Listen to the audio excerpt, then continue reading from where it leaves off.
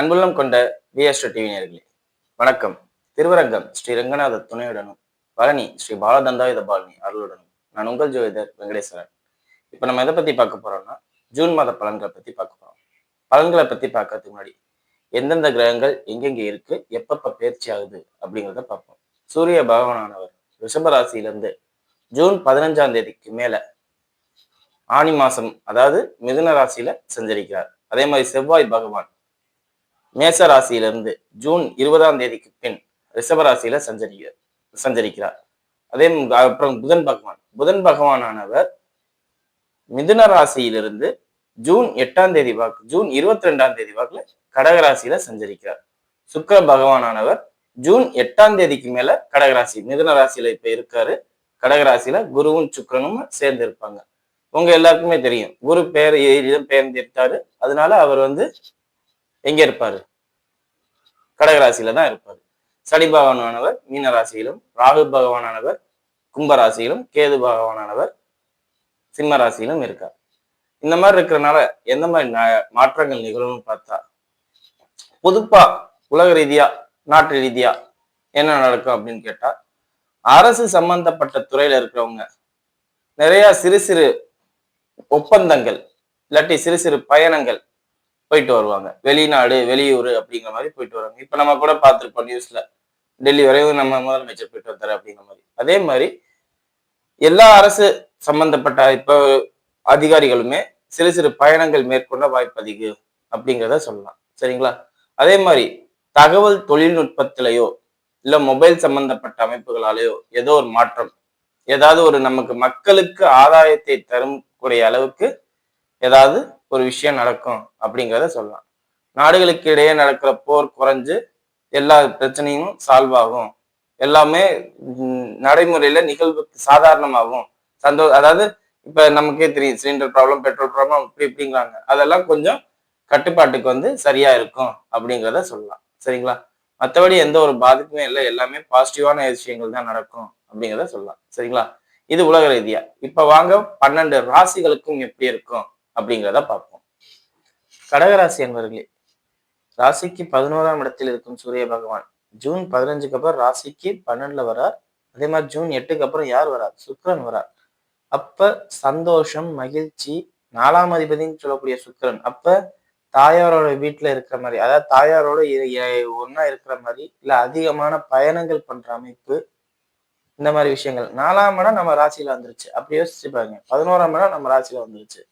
அப்படிங்கும் போதுல 11ஆம் இடம் வர்றது ஆசைகள் நிறைவேற்றிக்கிறது, நினைத்ததை நினைத்த மாதிரி முடிக்கிறது, செகண்ட் சான்ஸ் அப்படிங்கிற ஒரு விஷயத்த கொடுக்கறது. அதாவது ஏற்கனவே ஒரு விஷயம் நம்ம எதிர்பார்த்திருப்போம், அது கிடைக்காதனால 2வது சான்ஸ் கொடுக்குறது அப்படிங்கிற மாதிரி உள்ள அமைப்பு. அதே மாதிரி 4ஆம் அதிபதிங்கும் போதுல பூமி சம்பந்தப்பட்ட அமைப்புகள், நம்ம நினைச்சுக்கிட்டு இருக்க பூமி நம்மளை தேடி வருது, நினைச்சுக்கிட்டு இருக்க வீடு நம்மளை தேடி வருது, நினைச்சுக்கிட்டு இருக்க காரு பைக்ஸ் எதா இருந்தாலும் சரி தேடி வருதுங்கிற மாதிரி அமைப்பு, இல்ல தாயாரோட சேர்ந்து இருக்கிற அமைப்பு அப்படிங்கிறத சொல்லலாம். ஸோ இதெல்லாம் ஒரு பிளஸ் தான், எதுவும் மைனஸ்ங்கிற மாதிரி இல்லை, எல்லாமே நல்லா இருக்குன்னே சொல்லலாம். ஆனா ஆடம்பரம், உச்சகுருவோட சுக்கிரன் சேரும் போதுல ஆடம்பரம் பெரிய லெவல்ல, இந்த படத்துல கூட ஒரு சில வார்த்தைகள் யூஸ் பண்ணுவாங்க, அவன் பெரிய கைப்பா அப்படின்ட்டு. அந்த மாதிரி உள்ள விஷயங்கள்லாம் உங்களை ப்ரொஜெக்ட் பண்ணுவாங்க. அதாவது உங்களோட சூழ்நிலை எப்படின்னா, ஒரு சாதாரண வாழ்க்கையை வாழ்ந்துட்டு இருக்கீங்க. ஆனா சுத்தி இருக்கவங்க எல்லாம் என்ன பண்ணுவாங்க, அவன் பெரிய ஆளு, அவனுக்கு நீ போய் உதவி பண்றியா, பில்டப் பண்றதும்பாங்கல்ல. அந்த பில்டப் பண்ணி உங்களுக்கு சாதாரணமா கிடைக்கிறத கிடைக்க விட மாட்டாங்க. பிளஸ் நீங்களும் என்ன பண்ணுவீங்கன்னா, ஒரு சாதாரண ஃபங்க்ஷனுக்கு கூட நல்லா கிராண்டா ஆடம்பரமா ட்ரெஸ் பண்ணிட்டு போவீங்க. ஸோ அதை குறைச்சிக்கிறது ரொம்ப ரொம்ப நல்லது. இது எப்பன்னா ஜூன் 8க்கு மேல நடக்கும். ஜூன் 8க்கு மேல சிம்பிளான விஷயத்துக்கு கூட பெரிய லெவல்ல பிராண்ட், உங்களுக்கு ஒரு பிராண்ட் கிரியேட் பண்ணிட்டு இருக்கீங்க. ஸோ அந்த பிராண்டை மட்டும் கிரியேட் பண்ணாம இருந்தாலே போதுமானது அப்படிங்கிறத சொல்லலாம். பெண்களாக இருக்கும் பட்சத்தில் அடிவயிற்று பகுதிகளிலும் மென்சல் சம்பந்தப்பட்ட அமைப்புகளிலும் பாதிப்பு இருக்கும். ஸோ அதை கொஞ்சம் கவனமா பார்த்துக்கோங்க. ஆண்களாக இருக்கும் பட்சத்தில் நிச்சயம் பெண்களால் ஒரு பாதிப்பு உண்டு. இல்ல நகை சம்பந்தப்பட்ட அமைப்புகளாலேயோ இல்ல வாகனத்துல போகும்போதுல சிக்கல் வர்றது இருக்கும். பெண்களாலோ நகை சம்பந்தப்பட்ட அமைப்புகளாலோ இல்ல வாகனங்கள் சம்பந்தப்பட்ட அமைப்புகள்ல ஒரு பாதிப்பு இருக்கு. அதாவது நீங்க நார்மலா நிப்பீங்க, அவங்க கொண்டாட்டு விடுவாங்க. அந்த மாதிரி நேரம் நடந்துகிட்டு இருக்கு. இல்ல நீங்களே வாலண்டியரா கொண்டு போய் எங்கேயாவது விடுறது. 2வது சொன்னது நடக்காது, ஃபர்ஸ்ட் சொன்னது வாய்ப்பு அதிகம். ஸோ நிக்கிறதே பார்த்து நில்லுங்க அப்படிங்கிற மாதிரி தான் சொல்ற மாதிரி இருக்கு. சரிங்களா? மற்றபடி எந்த ஒரு குறையும் இல்லை அப்படிங்கிறதையும் சொல்லலாம். அதே மாதிரி வாழ்க்கையை இழந்தவர்களா இருக்கும் பட்சத்தில் 2ஆம் திருமண அமைப்பு வாய்ப்பு கைகூடி வரும். காரணம் என்ன? 11ஆம் அதிபதி ராசியில உச்ச குருவோட சேர்றதுனால 2ஆம் திருமணம் சம்பந்தப்பட்ட அமைப்புகள் நடக்கும். திருமணமானவர்களாக இருக்கும் பட்சத்தில் கணவன் மனைவி சற்று பிரிவினை ஏற்படுத்தும். ஏன்னா இந்த உச்ச குருவோட சுக்கிரன் சேரும்போதுதான் தேவையில்லாத விஷயங்களை ஏற்படுத்தும். யாரு கடகராசி, இப்ப ஆண்கள் கடகராசியா இருந்தா நீங்க மனைவி கொஞ்சம் பிரிஞ்சு போற மாதிரி உள்ள பேச்சுகளை பேசிடுவீங்க. பெண்கள் இந்த கடகராசி குருவும் சுக்கிரன் சேரும்போது ராசியில சேரும்போது என்ன பண்ணுவாங்கன்னா, நீங்க கணவன் உங்கள்கிட்ட சண்டை போட்டு நீ உன் வீட்டுக்கு போ அப்படின்னு சொல்ற அளவுக்கு நடந்துக்குவீங்க. இது ரெண்டுல ஏதாவது ஒண்ணு நடக்கும். சோ குருவும் சுக்கிரன் சேர்றது எந்த அளவுக்கு விசேஷமான பலனோ அந்த அளவுக்கு ஒரு சில பாதிப்புகளையும் கொடுக்கும். அந்த பாதிப்பு என்னன்னா கணவன் மனைவியை சத்த பிரிச்சு வைக்கும் அப்படிங்கிறத சொல்லலாம். மற்றபடி எந்த ஒரு விஷயமும் இல்லை. தேவையில்லாத பேச்சுக்களை தவிர்த்தாலே இந்த காலகட்டத்துல கடகராசிக்கு நல்லா இருக்கும். குடும்பத்துல காரணம் என்ன? குடும்பம்னு சொல்லக்கூடிய வாக்குஸ்தானத்துல 2ஆம் இடத்துல கேது உட்கார்ந்துருக்கு. அது பேசுறதுனாலே பாதி இந்த குரு சுக்கிரனோட இணைவுகள்ல நடக்கிற பிரச்சனைகளை உருவாக்கி விட்டுரும் அப்படிங்கிறத சொல்லலாம். சரிங்களா? மற்றபடி எந்த ஒரு சிக்கலும் இல்லை, எல்லாம் நல்லா இருக்கு. லைஃப் இன்சூரன்ஸ் சம்பந்தப்பட்ட விஷயங்கள் போட்டிருந்தவர்களாக இருக்கும் பட்சத்தில் அதை கிளைம் பண்ற நேரம் வரும். முதியவர்கள் கொஞ்சம் கவனமாக இருக்கணும். 8ஆம் இடத்துல ராகுவும் 8ஆம் அதிபதி உச்சகுருவோட பார்வையிலையும் இருப்பது பெரும்பணம் ஏதோ நெகட்டிவான விஷயத்தால நம்ம குடும்பத்துக்கு கிடைக்க போகுது அப்படிங்கிற ஒரு அமைப்பு இருக்கு. கொஞ்சம் கவனமா இருங்க எல்லாரும். சரிங்களா? இப்ப வாங்க நட்சத்திர ரீதியான பலன்களை பார்ப்போம். புனர்பூச நட்சத்திரக்காரர்கள். புனர்பூச நட்சத்திரக்காரர்களை பொறுத்தவரை நட்சத்திராதிபதி ராசியிலே உச்சம் சுக்கிரனோட சேர்றாரு. நீங்க ஒரு ஃபேமஸ் ட்ரெண்டிங் வாங்கல்ல, இப்ப ஒரு வீடியோ போடுறீங்க, அது ட்ரெண்டிங் ஆயிரும். கலைத்துறையில இருக்கக்கூடியவர்களாக இருந்தால் இதுதான் உங்களுக்கு சரியான சான்ஸ். தேடி வரும், விட்டுறாதீங்க. இந்த ஜூன் மாசத்துக்குள்ள எந்த ஒரு ஆப்பர்ச்சுனிட்டியா இருந்தாலும் முடிஞ்ச அளவுக்கு போராடி பண்ணி பாருங்க, கிடைச்சிடும். இல்ல யூடியூப் சேனல் ஆரம்பிக்கிறேன், யூடியூப்ல நான் ஆல்ரெடி பேசிட்டு இருக்கேன், வீடியோஸ் ஹிட் ஆகுமா? இந்த மாசம் கண்டிப்பா ஹிட் ஆகும். ஏன்னா நட்சத்திராதிபதி உச்சம் பெற்று சுக்கிரன் தொடர்பு வரும்போதுல அவங்க வந்து ஒரு செலிபிரிட்டி மாதிரி ட்ரெண்டிங் ஆகணும். அதாவது நிறைய பேர் உங்களை தெரிஞ்சிருப்பாங்க. அதாவது இத்தனை நாள் உங்க வீடியோ ஒரு 50 பேர் பார்த்துட்டு இருக்காங்கன்னா இந்த மாசம் ஒரு 1000 பேர் பார்த்துருவாங்க. அந்த மாதிரி. ஆனா 50க்கும் 1000த்துக்கும் வித்தியாசம் இருக்குல்ல.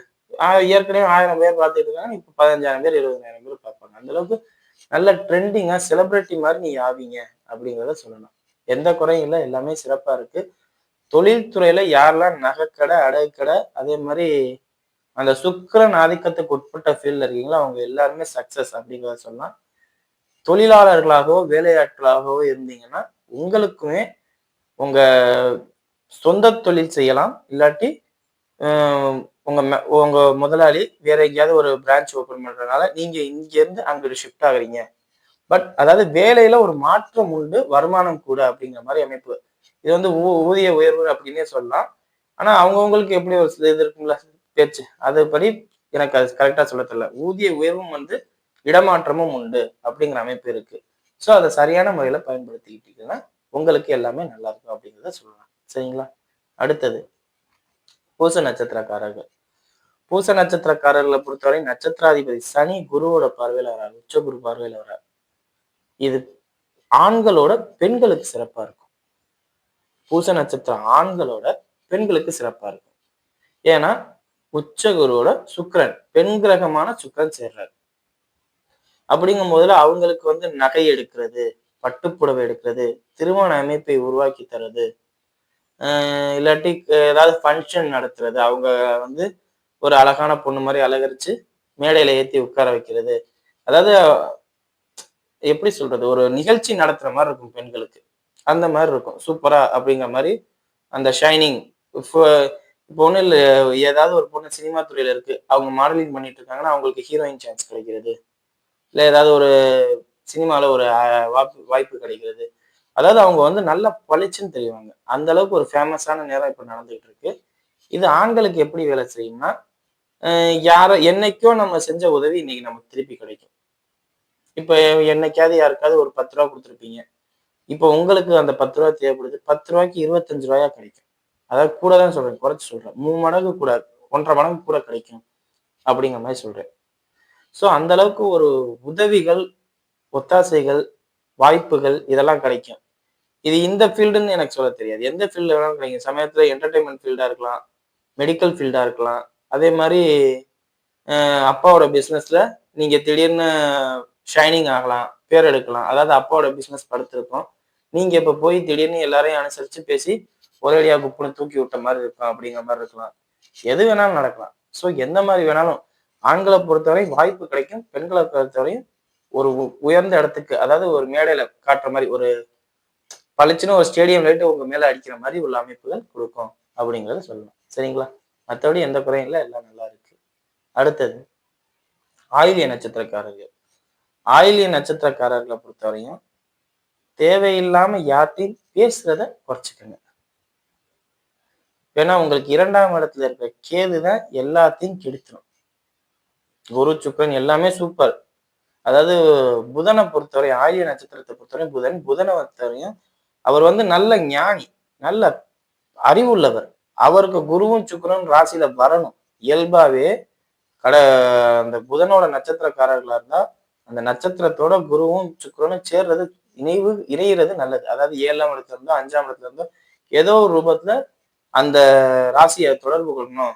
சந்திரன் இருக்கிற ராசியை தொடர்பு கொள்வது சிறப்பு அப்படிங்கிறத சொல்லலாம். அப்படி இருந்தாதான் அவங்களுக்கு எல்லாமே கிடைக்கும். இல்லாட்டி அவங்களுக்கு நிறைய அறிவு இருக்கும். அதை வேற யாராவது யூஸ் பண்ணுவாங்க. இப்ப அந்த அமைப்பு கிடைக்குது. ஆனா இந்த அமைப்பு கிடைக்கிறதை யாரு கெடுப்பான்னா 2ஆம் இடத்துல இருக்க கேது. சோ கவனமா வாய் பேசினா மட்டுமே நீங்க எல்லாத்துலயும் ஜெயிச்சிருவீங்க இந்த நேரத்துல அப்படிங்கிறத சொல்லலாம். தேவையில்லாத வதந்திகள் நிறைய உங்களை பத்தி பரவும். அதை எப்படி சமாளிக்கணுங்கிறது அமைதியா இருந்தா போதும். இப்ப வதந்தி உங்களை கூப்பிட்டு கேட்டா பேசுங்க. கூப்பிட்டு கேட்கல யாருமே அப்படிங்கும் போதுல நீங்களா போய் பேசுனீங்கன்னா அங்கேதான் பிரச்சனை. வேணா வதந்தி அப்படின்னு எல்லாரும் நம்புவாங்க. நீங்களாம் நான் அப்படி பண்ணல அப்படி செய்யறேன்னு போய் பேசுனீங்கன்னா பிரச்சனை. ஸோ இந்த காலகட்டத்துல இந்த ஜூன் மாசம் ஃபுல்லா வாயை எப்படி கண்ட்ரோல் பண்றதுங்கிறத மட்டும் பார்த்துக்கங்க. இது உங்களுக்கு தான் ரொம்ப ரொம்ப கஷ்டமான விஷயம். ஏன்னா புதனுக்கு பேசாம இருக்க முடியாது. அப்படிப்பட்ட புதன் பேசாம இருந்தா எல்லாத்துலயும் கெட்டிக்காரர் அப்படிங்கிற அமைப்பை கொடுக்குது. ஸோ இதை நீங்க எப்படி பண்ணுவீங்கன்னு பார்த்துக்கோங்க. இது ஒண்ணுதான் உங்களுக்கு இதே டாஸ்கே இந்த ஒரு மாசம். வேற எதுவுமே கிடையாது. மற்ற எல்லாமே ஆட்டோமேட்டிக்கா நல்லபடியா இயங்கும். ஏன்னா ராசியில குருவும் சுக்கிரன் இயங்கும் போதுல உங்களோட புத்திசாலித்தனங்கள் செயல்பாடுகளாக மாறிடும். உங்களுக்கு ஆதாயமா மாறும்.